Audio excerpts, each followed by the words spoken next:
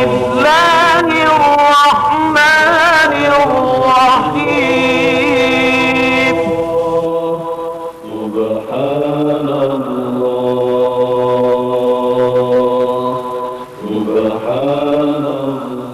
بسم الله الرحمن الرحيم Alhamdulillah wassalatu wassalam ala khatimil anbiya.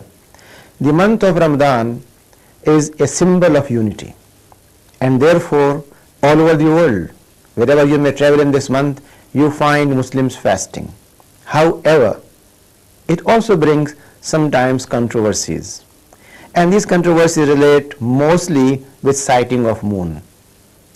During this month, whether we are starting it or coming to an end, the decision is made based on sighting of moon, because Islamic calendar is lunar and not solar.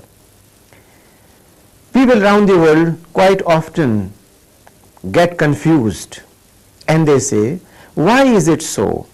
In one country they start a day earlier, in the other they start one day later, when on 25th of December all over the world they have one and same Christmas.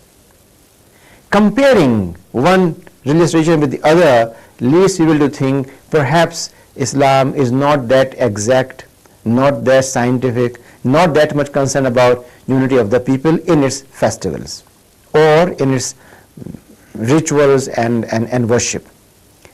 Let's try to find out from two different angles how this whole controversy comes up and how we can resolve it. Scripturally, the Quran in Surah Al-Baqarah tells us very clearly, فَمَنْ شَهِدَ مِنْكُمْ فَلْيَصُمْ, which means when you see it from among yourselves, any one of you, then you start it. Now, this shahida, which literally means when you witness it, tells the legal thinkers that shahada means one's presence and one's visible observation of a phenomenon. When we ask someone, did you see so and so stealing? Did you see so and so killing someone? Then the law court always finds out, was this person in his senses? Was it an illusion? Was he really there or not? After all so many verifications, the court says, yes, this evidence is acceptable. Therefore, legal thinkers in Islamic tradition, since they look into the Quranic wording, they say that it is based on shahada, and shahada is always by vision or audition and by one's presence. Therefore, if some people have seen moon, then for them the month has started. If others have not seen, for them it does not start. However, if in a country, in one part of the country, some people have seen, since country is a unity, therefore, depending on their witnessing, because they are reliable people, others may also start. The other approach is that we are living in an age of scientific development, and we can predict from now onwards how in different situations, when it's raining or not raining, moon will appear. Whether it's cloudy or clear makes no difference. Therefore, by calculations and scientific estimates, we can always come up with a declaration that Ramadan should start on such date. Nevertheless, when we go to scientific analysis, we find moon is always present in the sky. It's only by its cycle it gradually reduces, disappears, then increases and becomes full moon.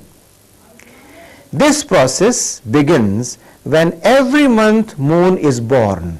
This birth of moon can be calculated scientifically because of the regularity of the phenomenon, and we can tell with precision on what date, at what time moon will be born. But sighting of moon and birth of moon are two different things. Moon may be born at 5:30 p.m. but cannot be seen at 7:30 p.m. The reason is sunset is 7:30, moon is born as 5:30, it must take a minimum of 8 to 14 hours before it matures, and at that time it can be seen. If the birth of moon and the period required for its maturing is completed and coincides with sunset, then there is a possibility of moon to be seen. For example, moon was born at 1 a.m.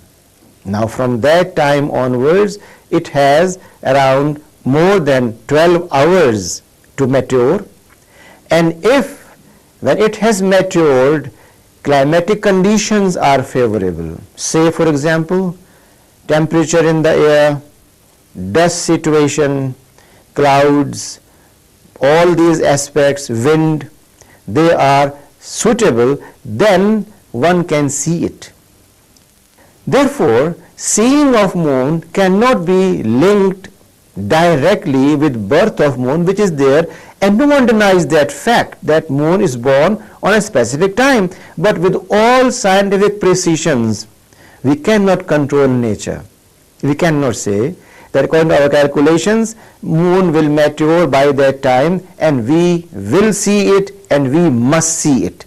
That can change depending on the climatic situation in every single area. Next, not only that, but suppose we are living in North America and some others are living in South Africa. Some Muslims are living in UK. Now in each of these places is a difference of time and consequently difference of day and night. While in one part of the world it is night, in the other it is day. It is not possible scientifically for all people of the world at the same time to see the moon, even mathematically.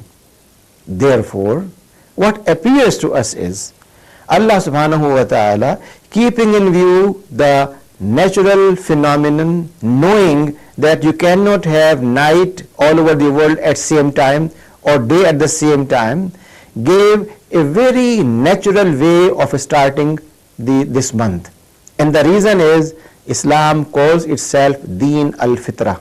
Natural way is that let people try to find out with their enthusiasm, optimism and hope, with their involvement, that they go out in each part of the world and try to search for moon, depending on the given situation.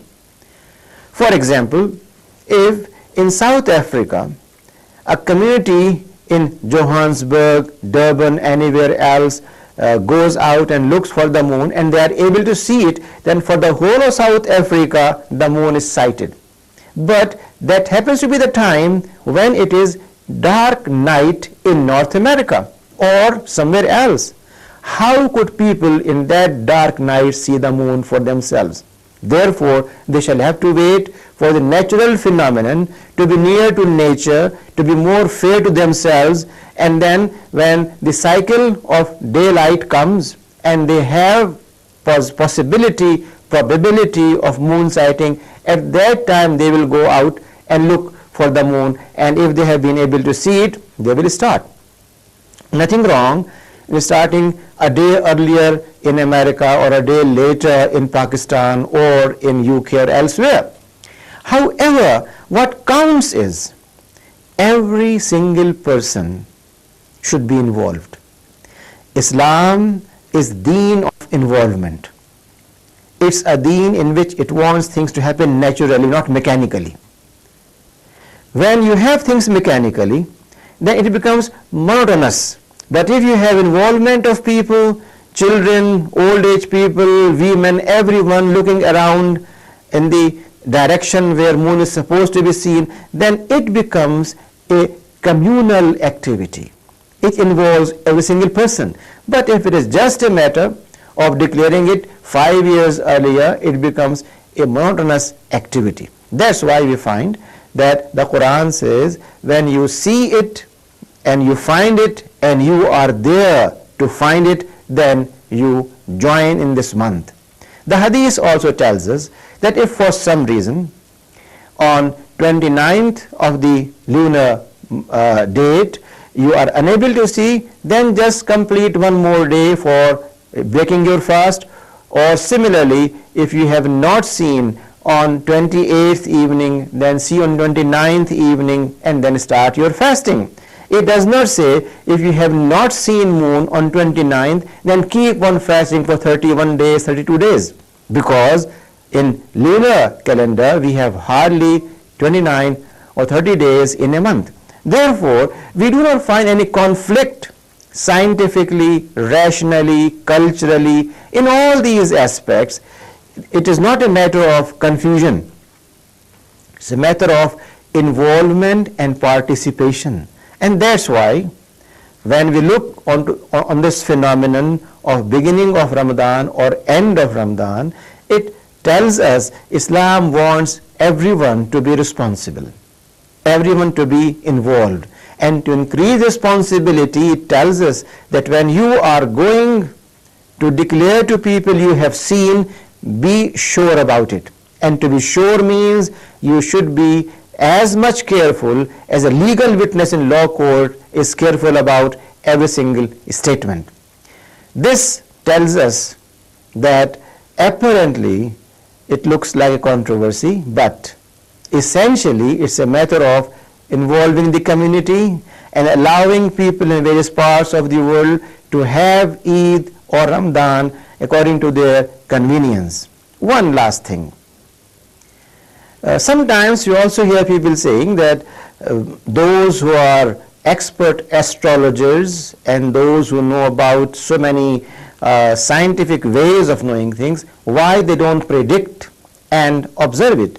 As I said in the beginning, the matter is not of prediction. We can always predict, but that will be only probable. The Quran wants things to be done exactly based on evidence, and therefore the wordings used are shahida, one who has seen it, witnessed it.